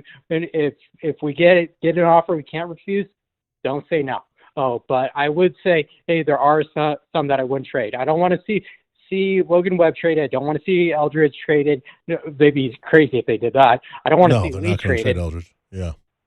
Yeah, I don't want to see Lee traded. I don't want to see Schmidt traded. I don't want to see any of that. But we got to hear some offers, and that's where we're at. And at the end of the day, we have to develop pitching. If we're not going to buy it or free agency, we got to develop it. So, and that's what I love. I like seeing Landon Brew or Trevor McDonald struggle. If they're going to struggle, let them. Hey, they'll become more geared towards or better for their careers later on. That's what I want to see. Yeah, Alex, I'm in agreement with you there. There's also Carson Wisenhunt, the lefty, in AAA right now. And like I said, if this season continues to go how it's gone, would not be surprised if Carson Wisenhunt comes up. And if they remain where they are in the standings and as many games back as they are in the wild card and in the division, then I think you just got to let these guys take their lumps. That's sometimes that's part of it. You got to let them learn, and sometimes you got to let them learn at the big league level. Alex from San Mateo, I appreciate you calling. Call back anytime. Thank you for calling Sportsphone. Okay, thanks so much. You have a great night. Absolutely. We go from San Mateo to Stockton. Robert in Stockton. You want to talk about Luis Ariz. Robert from Stockton. Welcome to Sportsphone. How are you doing tonight? Hey, how you doing? Doing well. How are you? I'm good. I've been listening to the broadcast, and I kind of have some thoughts about what you talked about the last caller, but I'll stick with Luis Ariz. I love Luis Ariz. I thought it was a great signing. I was ecstatic when they signed him. I thought he was going to make a big difference this year to the team, and it hasn't translated to winning. But I was a big fan. Some people were kind of down on him, so I'm a little bit proud of that. Which to me, Robert, was crazy to me. It was insane that there was a segment of the San Francisco Giants fan base that didn't like the Luis Ariz signing, because I remember last season when there were a couple of big moments in games when the Giants had runners with the bases loaded and one out, or second and third with two outs, or runner on third with one out, when the Giants would hit into a double play, or they would strike out swinging, or they would strike out looking, and everyone on Giants Twitter and Giants fans are saying, just put the ball in play. How hard is it to put the ball in play? And the Giants went out and signed a guy who might be the best in baseball at putting the ball in play. And for whatever reason, that infuriated some Giants fans because he's too slow, or he doesn't hit for power, or he doesn't have a position. There was a caller earlier that said, Luis Ariz signing, I'm not counting that to Posey. Why not? Why won't you give Buster Posey credit for that one? Everyone wants to blame Buster. How about we give him some credit? Luis Ariz has been one of the best defensive second basemen in the majors. Top 5 in hitting. Has just been an exciting player to watch. And isn't that why we watch sports? Isn't that why we're watching baseball in the San Francisco Giants? Are you not entertained? Luis Ariz is one of the most entertaining players on the Giants. I'm sorry. I'm sorry I cut you off, Robert. But that's still something to me that still sticks in my craw, that there were Giants fans that didn't like the Ariz signing, and he's only been one of the best players on the team in 2026. You may continue. I concede the floor back to you. Yeah, it was a good signing. I thought it was what the team needed. Like I said, it hasn't really translated to wins, unfortunately. But I do think they need to move on from him, unfortunately. Yep. As much as I like him, I just think I think they need to go. I just would like to see them go young. I'm a little bit traumatized from kind of extending some of or at least extending Chapman, signing Adames, some of these not old players, but kind of on the backside of their careers. And I just think, especially with what is coming down the pike in the farm with all the promising infielders, and Ariz being a second baseman, I do think they need to move on from him, unfortunately, because I love watching him. Absolutely. And so it's kind of hard for me to say that, because I honestly think he's one of the most exciting guys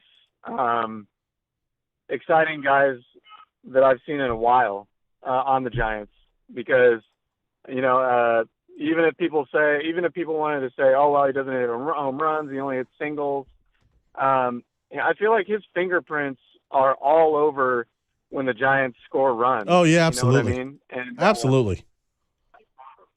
So yeah, and I think he brings great energy. Yeah, it pains me to say that, but I do think they need to. I do think they need to move on from him. Hopefully, they can maybe trade him before the deadline and get something for him. I don't know if anybody's going to give us a blue chip prospect or anything like that. But, with Ariz, I almost feel like it doesn't. Not that it doesn't matter what you get back from that trade, but with Ariz, who's a free agent, and the Giants, the report anyway, that the Giants are listening to offers on Ariz, it's better to get something than nothing. And if Ariz is not in the Giants' long-term plans, and just reading the tea leaves, I'm curious as to if he is. The fact that they only signed him for 1 year, I think speaks volumes.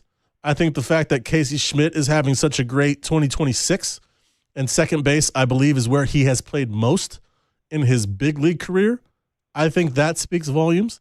the fact that some of the Giants' best prospects in the minor leagues are middle infielders, I think, I don't want to trade Arise, and I think sometimes as sports fans we get a little too loosey-goosey with we should trade this person or we should trade that person, kind of forgetting that they're human beings and that what we're asking for or what we want is for these people who have emotions and experiences and are normal people like you and I.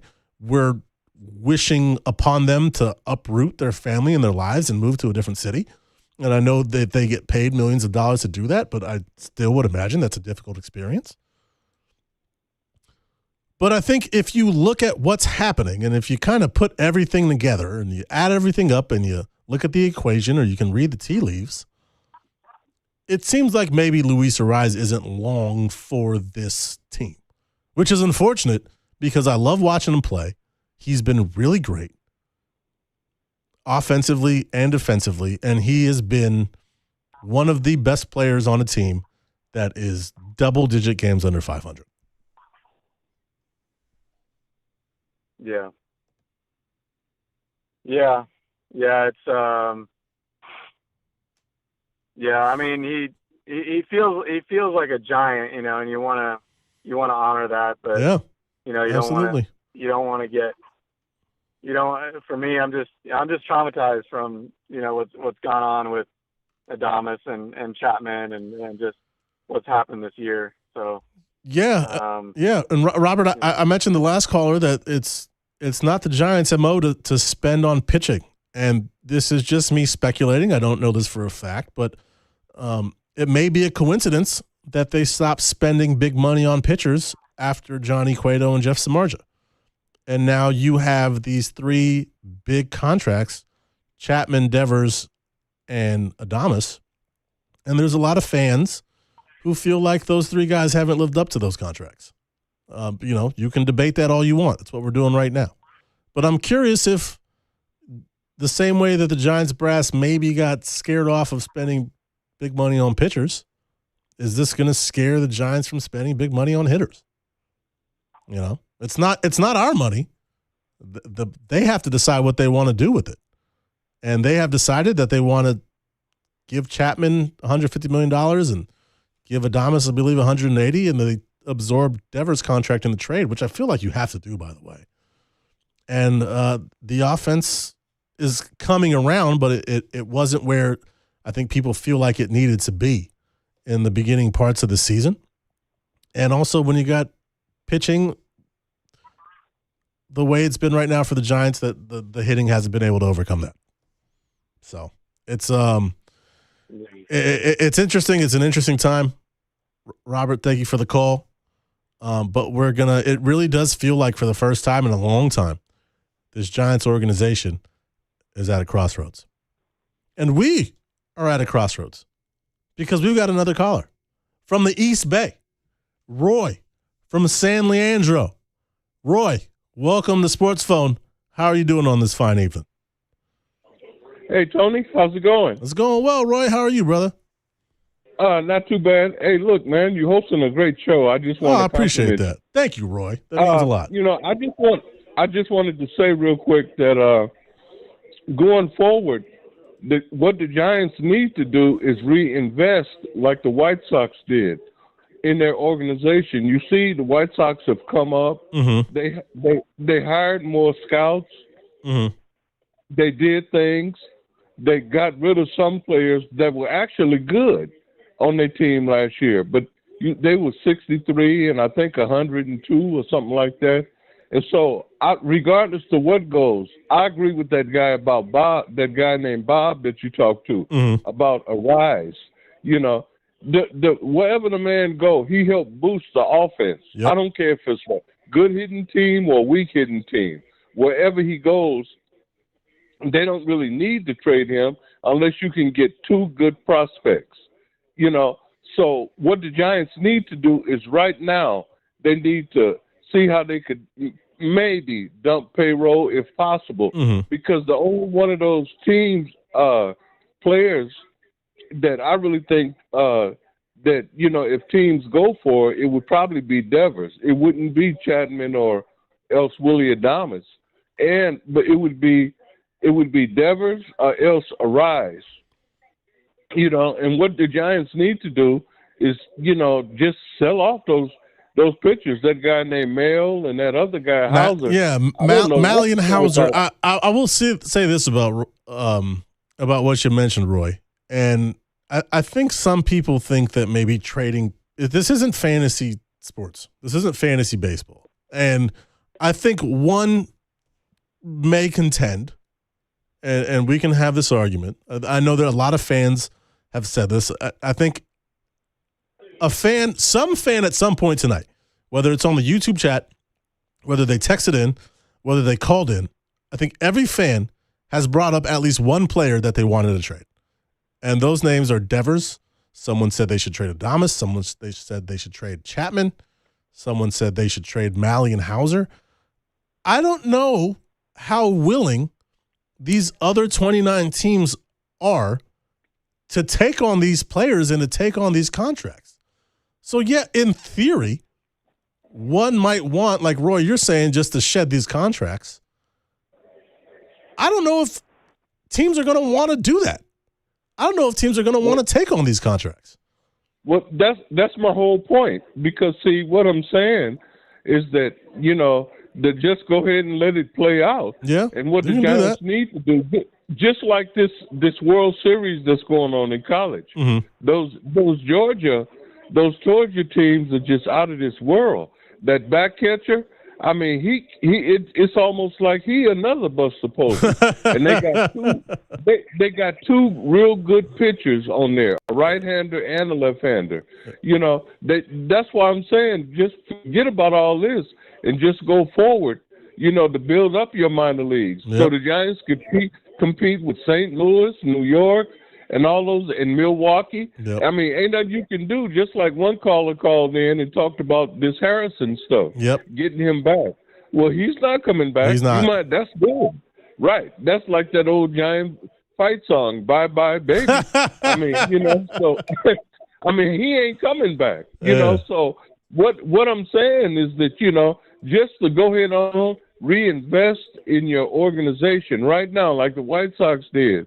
And just go forward. Hey, look, thanks a lot, Tony. I really appreciate it. Roy, I appreciate it. Call back anytime. Thank you for the call, Roy from San Leandro. Want to get to the text line real quick. 415 corrected me. I am not infallible. I, in fact, am very fallible. I said that Robbie Ray was a free agent signing. He was not. Robbie Ray, the Giants traded Mitch Haniger and Anthony DeSclafani to the Mariners, so that was a trade. I've got two calls. I'll take one now before I go to break. Chris in Santa Clara. We're going down to the peninsula. Chris in Santa Clara. Welcome to Sports Phone. What do you got? Yeah, so, the no-trade contracts, those guys aren't going anywhere. So I think let's adjust the conversation to say that for the next 3 years, maybe longer for some of them, those guys are not leaving. Just it's off the table. They're here. And it's not just that. Those are the faces of the franchise. So losing is now a part of being, in the Giants franchise. And, where I think the conversation needs to be is how to adjust to keep some baseball excitement for the younger generation. Because the players are not, they're there, and that's how they're going to perform.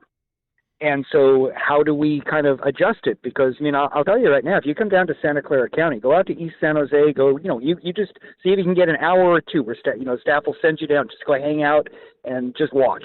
Guaranteed 2/3 of the caps are LA caps down here. Oh, wow. This is Dodger really? country in Santa No Clara kidding. County. There's I didn't know no that. question.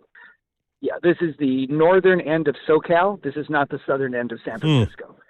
You head over to the East Bay. I mean, the Giants successfully chased out the A's. They are not harvesting any of that. There's no advertising. There's nothing. There's no Riz. I think the Giants are, whatever it is in terms of the people making the decisions at the top, they're not using the opportunity to dominate and to shape the area. If you go down to SoCal, and I'm sure you have, the moment you cross into Santa Barbara County coming down Highway 101, or you go all the way out to the far reaches of Riverside or San Bernardino County, I mean, that far out, it's Dodgers everywhere. Yeah. They've got so much co-branding going on. You don't see that in the Bay Area with the Giants.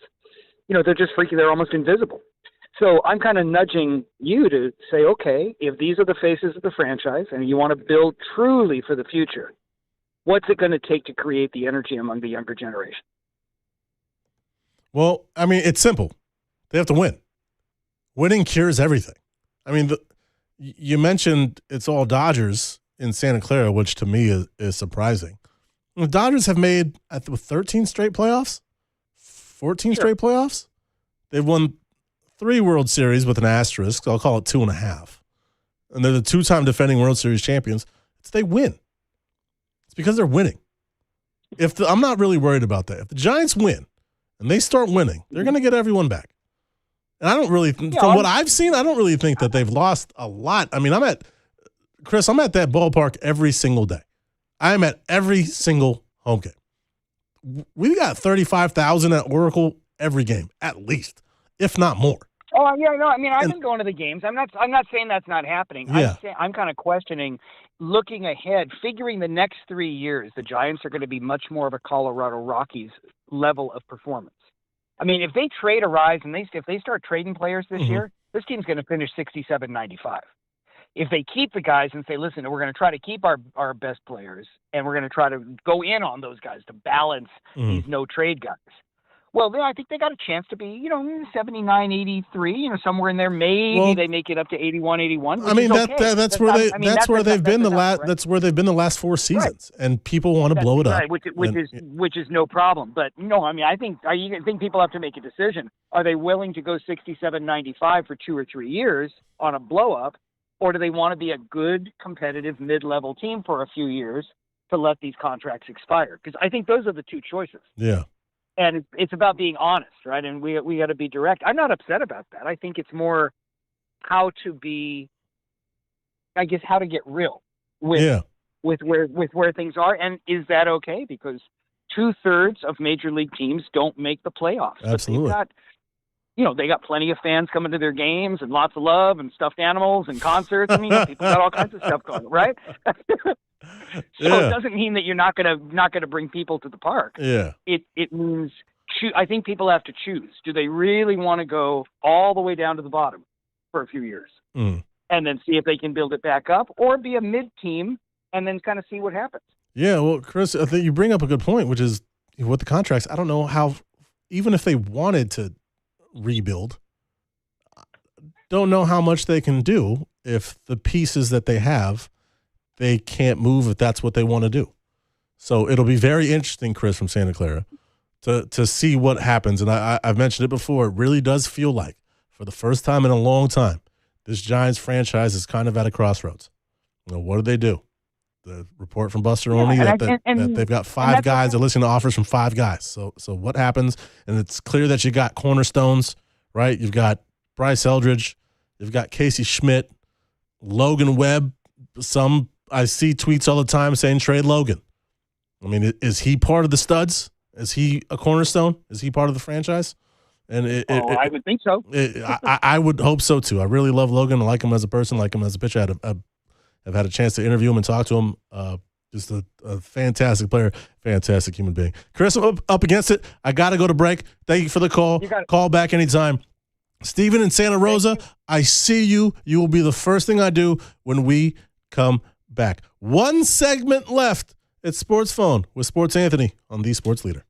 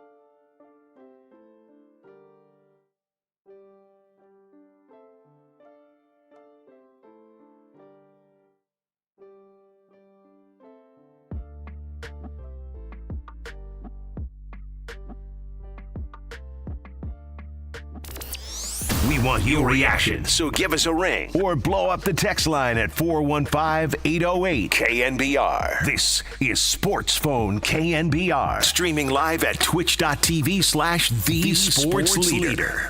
Here is your host, Anthony Garcia.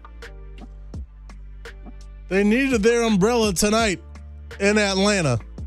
The Giants and the Braves, the first game of this 3-game series, was suspended after the middle of the second. The Giants lead 3-2. They will resume that game tomorrow, 11 a.m. local time here in the Bay Area. Of course, you can listen right here on the Sports Leader. And then they will play their Wednesday game as scheduled, 4:15 p.m. first pitch, a 1.8 header, not quite a double header, a 1.8 header. Here on Sports Phone, it's Anthony Garcia, a.k.a. Sports Anthony. Our last caller of the night, because I got to get out of here. Steven from Santa Rosa, you have the final word. Steven, welcome to Sports Phone. How you doing tonight? I'm great, Anthony. I appreciate it. Long-time listener, first-time caller. You do a great show. I appreciate that. You should have called in before, Steven from Santa Rosa. Appreciate you calling in. You can call back any. For the delay. No. I'm glad you finally called in. What do you got?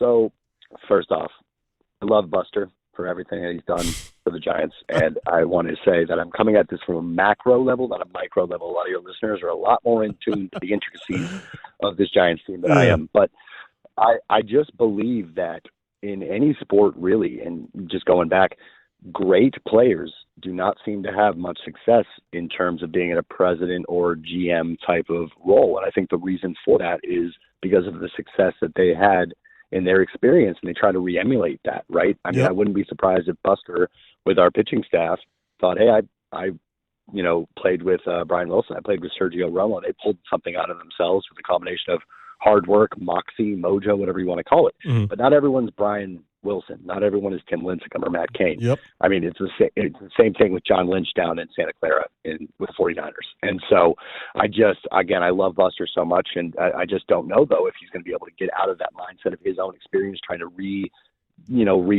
those 2010, 12, and 14 teams. It's not what we have in our system and on the roster currently. So I just want to get your thoughts on that, and thank you. Yeah, I appreciate the call, Steven from Santa Rosa. Buster only knows what he knows, and it would make sense that someone, and I don't want to speak on behalf of Buster Posey. I don't know what goes on in his head. But, it makes sense, and this is me speculating here, that someone who has won 3 World Series probably knows what it takes to win the championship. And it also makes sense that he would perhaps try to emulate how he won as a player, would try to mirror that as an executive. And you do make a good point about sometimes it doesn't work. Former great players then becoming executives. Off the top of my head, I can think of Michael Jordan, the owner. Magic Johnson. Yeah, Michael Jordan, Magic Johnson. I think of Wayne Gretzky, who was a coach with the then Coyotes. Did not lead them to success. But I would counter. And I think Buster. I would counter. I would counter with an Ozzie Newsome, with the Baltimore Ravens, who led them to success. Mm-hmm. And then you got Jerry West, who's one of the best executives, maybe in the history of sports. Who I would agree that he's a major outlier, 100%. Yeah, who was the man in charge of the Shaq Kobe Lakers, and then played a big role with our Warriors when they won their titles. So it can be done. Great counterpoint. I think that just because it hasn't, or there's example that it hasn't, doesn't mean it can't.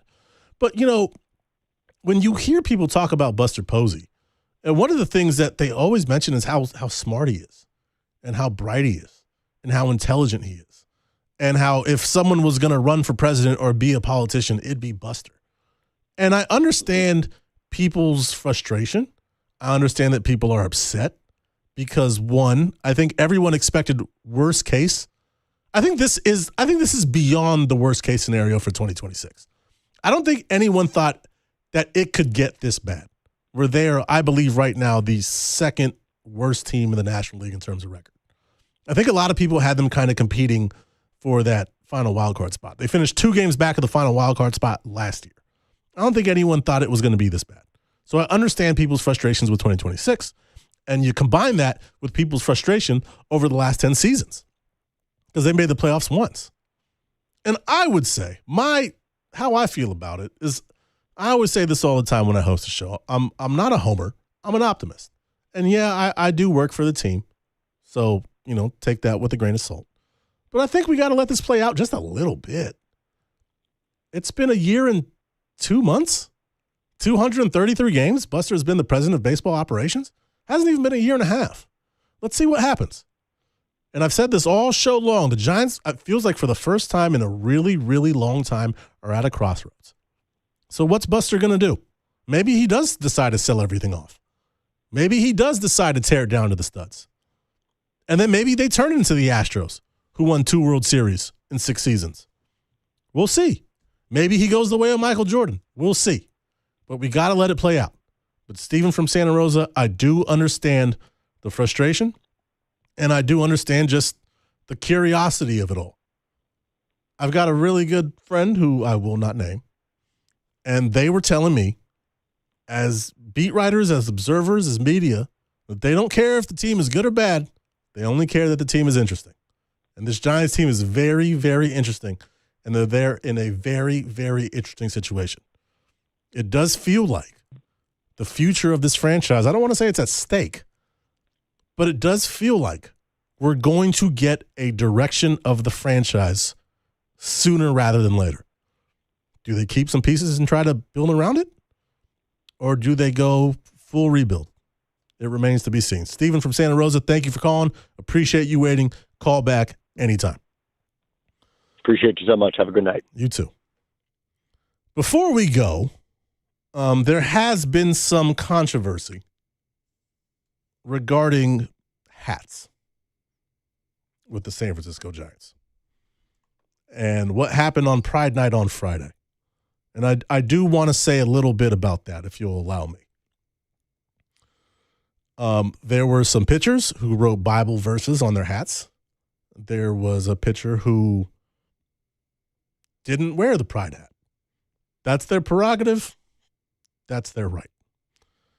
And I do think, interestingly enough, that we as a society, sometimes we talk too much.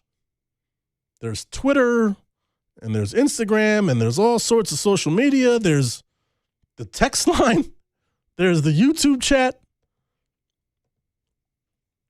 We're so quick to voice our opinions. And we're so quick to just say things and kind of add to the cacophony of noise. There's a phrase that I love, a quote that I love. Opinions are like buttholes. Everyone has them and most of them stink. But when there are times like this, when the controversial times for this organization with the Pride hats, I think sometimes it really helps to listen. I think sometimes we're in such a rush to say things and to get our opinion across and to get our voices heard that I think sometimes we forget to hear other people. And we forget to listen to what other people have to say. And I think in times like this, that not only do we need to listen, I think we need to listen to our leaders. I think we need to listen to our elders, the people in our community who we love and who we respect. That leads me to a quote from Giants color commentator, a gentleman who we all know and love.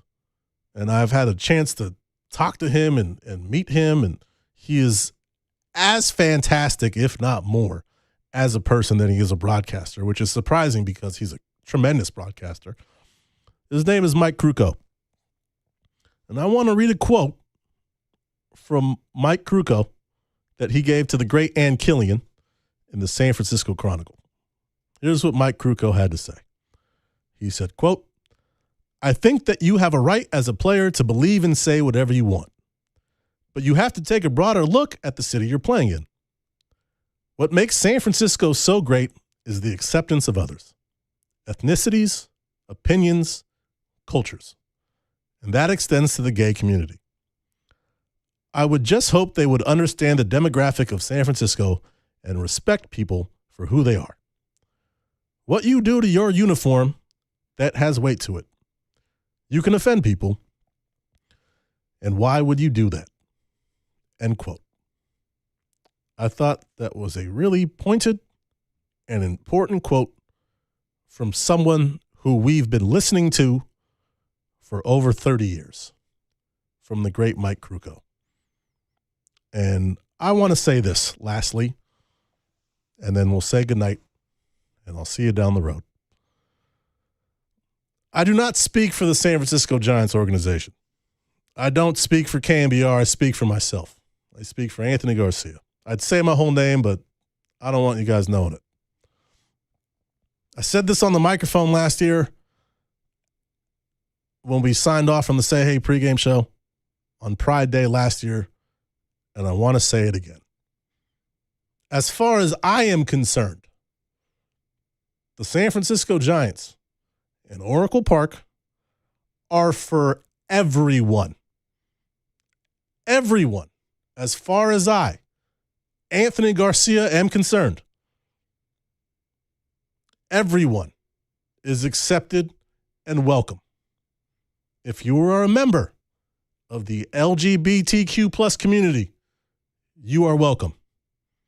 If you are an ally of that community, you are welcome. There is only one demographic that is not welcome at Oracle Park. I say this in jest. And that group of people are the Los Angeles Dodgers and the Los Angeles Dodgers fans. I usually sign off by saying put Barry in the Hall of Fame. And I just said that right now. But I will sign off tonight by saying all the power to all the people. You have been listening to the Triple Sports Show. Sports Anthony, hosting Sportsphone on the Sports Leader. I am back on June 29, which is in 13 days, 2 weeks from yesterday. Giants and Braves will resume today's game at 11 a.m. tomorrow. Listen right here on the Sports Leader, and they will play the regularly scheduled Wednesday game at 4:15 p.m. Good night, everybody.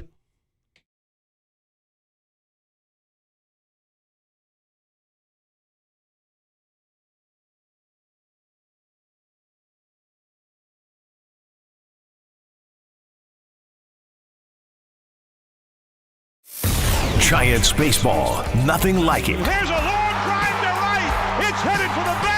On KNBR and KNBR FM, San Francisco.